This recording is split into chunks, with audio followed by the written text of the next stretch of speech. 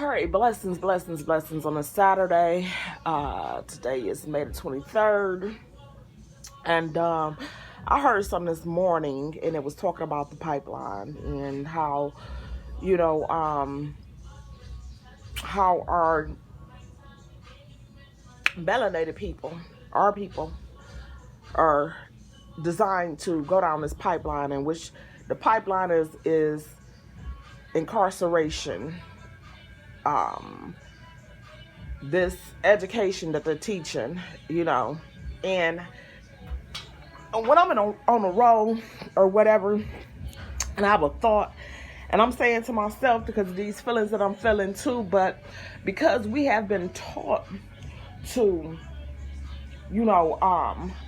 go to these schools, and, it is not our fault of the places, people, and things that we encounter,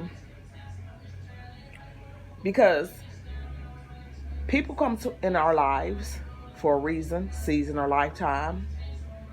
We go to places because we've been introduced to these places and things. So this pipeline that I want to talk about in this school, in these schools.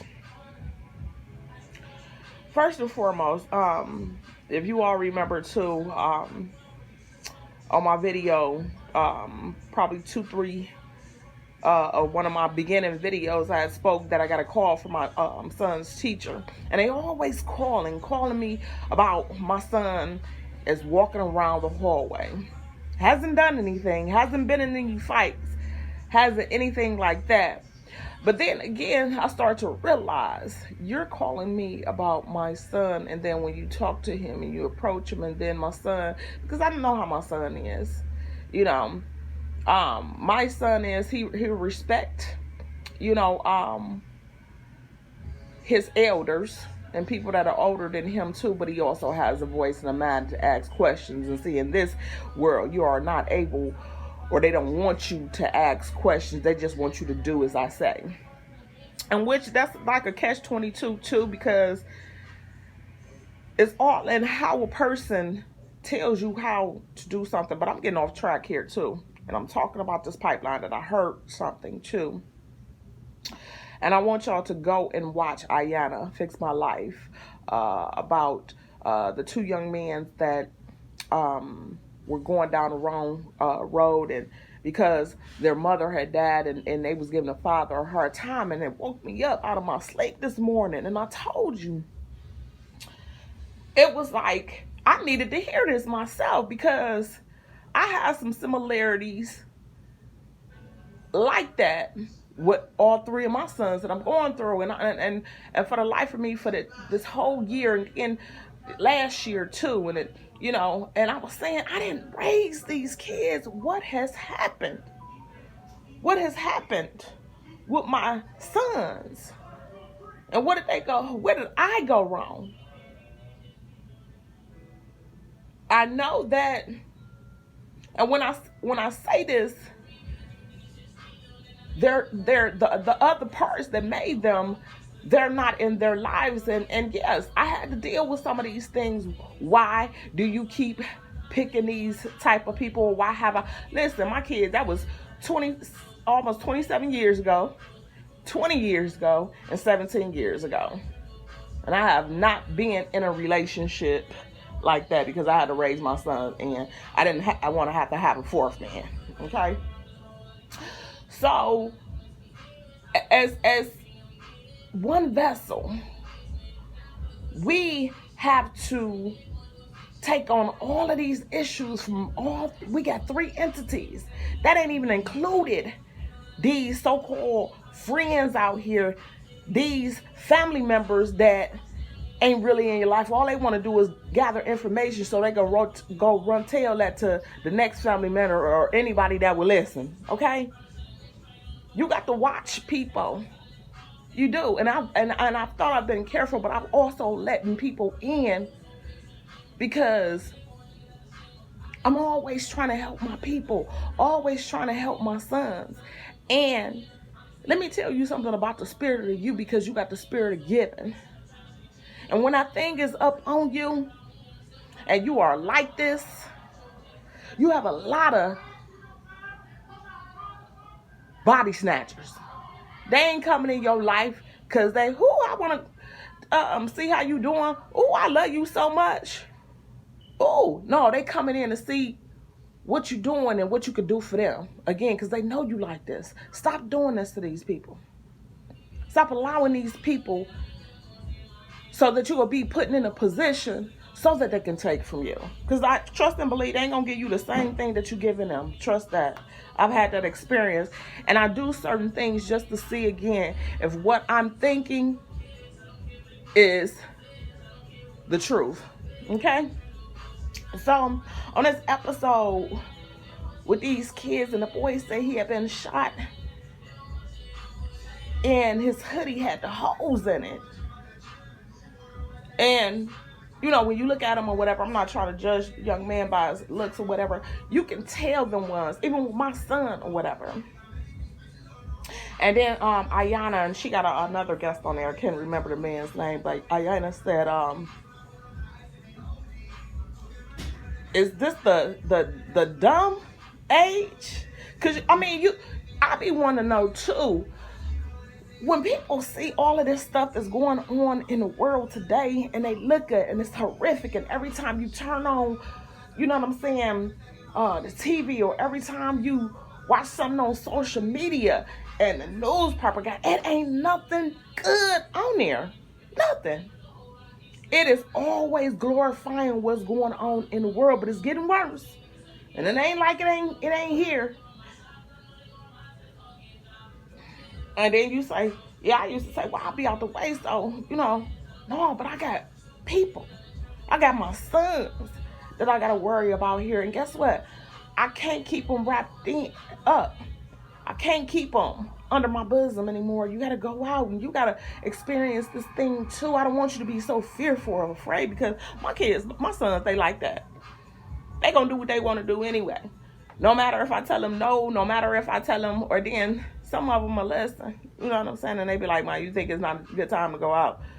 Okay, I'm going to listen. Like my son, my baby son, he'll be like, because he'll know.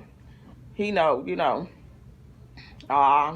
When I give him that look and I give him that talk, or I say something, when he asks me, and he still asks me, he's 17 years old, he still asks me, can he go out? Can he do things? Have I had issues with all three of my sons? Yes. Guess what? Because they've been in my life the longest. I've had these kids. So I had to experience, and I never went nowhere. I've been here since day one. They never had to experience, I've been over my aunt's house, or my uncle's house, over my cousin's house, over my dad's house, over, you know what I'm saying? They ain't had that experience because they weren't privileged to have those experiences, if you will. Okay? So I've always been with my kids. And the two that I got, even with my oldest son, you know, I'll talk to y'all about that situation and how his dad tricked me. So, I mean, it is rough. It's rough out here for our men. I mean, and I'm starting to realize this. You know, and you think that the people that's supposed to be helping and teaching, and you know what I'm saying, hey, and every time I look around, I see all of this stuff with the people that are given these positions to help, and they ain't trying to help. And I'm saying to myself, no, this ain't right. This got to be a change. It's going to be a part 2, y'all, because I'm running in 9 minutes. And then, you know, these programs, and they say, well, because these schools or whatever, what school do you know that after high school, they got them lined up with a job? They got them lined up with some type of, you know, program where they're going to be making some money. And even with the summer schools or whatever, oh my God, I tried with all my kids to put them in the summer program. Man, now, let's not to mention the long line you got to stand in. You got to bring birth certificates. You got to bring social security cards. You got to bring school information. You got to bring your utilities, your ID, like you applying for the job. Okay? And you got thousands and thousands. So don't tell me these kids don't want to work, because there's lines out here For 2 years consecutively, I went with both of my kids to get them jobs. And it's hot out here. Then you get in here, go through the interview or whatever. They get all the information. Then you waiting and waiting and waiting. After you get home, waiting on the summer job, they don't never call you. You call, and then they'll say, oh, well, just give us some time or whatever, because we're just going. Okay, you waiting. Then they say, yeah, you should have been and got a call by now. Here, call this number. You call this number, leave a message. Ain't nobody still called you. By the time anything jump off or pop off, the summer is almost over and it's time for them to go back to school. So, yeah, something is broken. Something is broken. And then they go to school after this and send them on their way. Then they want them to go to college to take out another grant, some more loans, some more, you know what I'm saying? This, that, and the other to get some more extended education. Only to not even use that degree in what they got, because look at it now. The economy is shut down right now. Where they gonna go? Where they gonna use that? And the way stuff going too, if you do get in a position or whatever, how high can you go? Huh?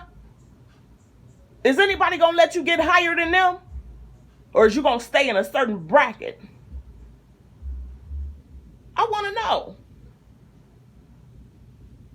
Entrepreneurship is the way to go. That's the only thing I know. That's the only thing I can give you. Okay? Learn that skill. Learn your skill. Teach yourself. There's so many daggone books and so many daggone things out here that it can tell you or whatever. You know, I did it by experiencing, trying it out. Let me try this out. Let me see if I can take one of my paychecks and go down to the garment district and give me a couple of pieces, some purses, some belts, some shoes, some sunglasses, and sell them out my trunk. Let me try it out. I had to go to bars late at night, but I got sales. And you got to have charisma. You got to have, you know what I'm saying? Don't have no attitude when you selling to these people. And guess what? If one door shuts for you, another one going to keep on. I used to walk the strip, going to business, asking, can I leave my merchandise out of there? Learned a whole lot of things from going to business on foot. Cross marketing. Sure, you can leave your flyers in here, but can you take this with you? You help me out, I help you out. Cross marketing. Look it up. I don't know what they call it then now, but back then it was called cross marketing. See, and that's what we missing too with a lot of these businesses. A lot of people don't want to support you. You know why they don't want to support you? Because they ain't think of that idea anyway, and they really don't like you for real. They just get and grin in your face. They won't even hit that like. I tell you, by the time if I get 20 views on this video that I'm about to put out, I bet you it's only gonna be 3 likes. And you know who them 3 likes gonna come from? Me and my people, me and my sons, and I don't know, and who else. But really, in all actuality, we don't even want to support each other for real. Ain't nobody gonna get down for you but you. I don't care how many people you help in this universe. Because don't nobody want to see you win if they ain't winning. If they ain't got it. Well, you know what? Like I used to tell people, I ain't got to be no hater of nobody. I love everybody. If you more prettier than me, more successful than me, got it going on, guess what? I learn from things like that because they give me motivation. I ain't been no hateful type of person to where, oh yeah, who she thinks she is. She got it. What? Huh? What you should be saying is, yeah, I'm about to get it too. Go. You know? And so we don't have that no more. I'm better than you. I'm better. Why? See, this is why our people can't get ahead, and we'll never get ahead if you got these kind of mindsets. But go check that Ayana Fix That Light. I'm about to go back and sit and learn some things and write some things down, because some of these things apply to me. Being a single parent with 3 sons and wondering why and how. And I know some and how they take advantage of the situation because I've been there. I've showed them that I'm going to go high, low, whatever. We in this thing together. Okay? Be blessed.